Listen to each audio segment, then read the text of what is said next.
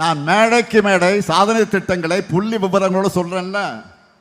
நான் கேட்கிறேன், என்றைக்காவது ஒரு நாள், ஏன் ஒரே ஒரு நாள் பழனிசாமி தன்னுடைய சாதனைகள் இதுன்னு பட்டியல் போட்டு பேசி இருக்கிறாரா?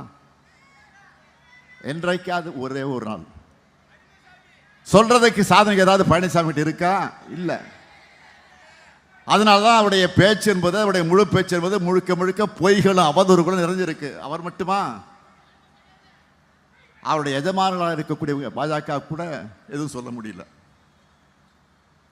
தமிழ்நாட்டுக்குன்னு எந்த திட்டத்தையும் அவங்க செஞ்சது கிடையாது. செய்கிற வழக்கமான திட்டங்களை கூட எப்படியாவது உருப்படியா செய்யக்கூடாதுன்னு நினைக்கிறவங்க. அதுதான எக்ஸாம்பிளுக்கு எங்கேயும் தேடி அலைய வேண்டியதில்லை, பக்கத்திலேயே. அது நேற்று நடந்திருக்கு.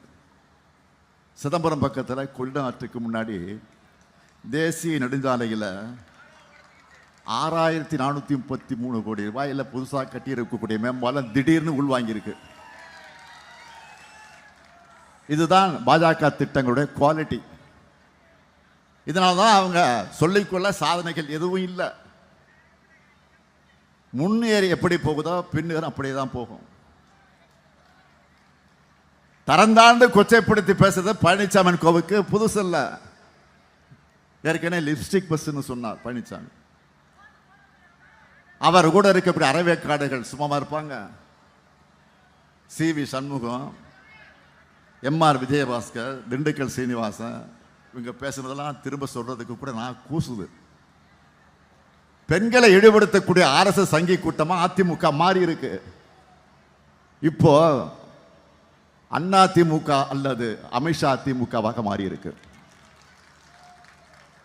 நம்ம திராவிட மாடல் அரசு எண்ணற்ற முற்போக்கு திட்டங்களை செயல்படுத்திக்கிட்டு இருக்கோம். அதனாலதான் பெண்கள் எல்லாம் இன்றைக்கு DMK கவர்மெண்ட் எங்க கவர்மெண்ட்னு பெருமையோடு சொல்றாங்க.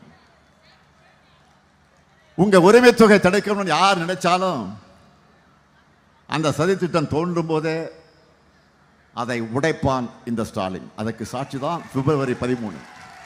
அந்த நாள் உங்களுக்கு ஞாபகம் இருக்கா? February 13 காலையில விடியும் போது அலாரம் மாதிரி 5000 ரூபாய் வந்துருச்சுன்னு மெசேஜ் ஒன்றான 1,31,00,000 வீடுகள் ஒழிச்சுது. ஒழிச்சுதுன்னு சொல்றதை விட மகிழ்ச்சியை கொடுத்துச்சு.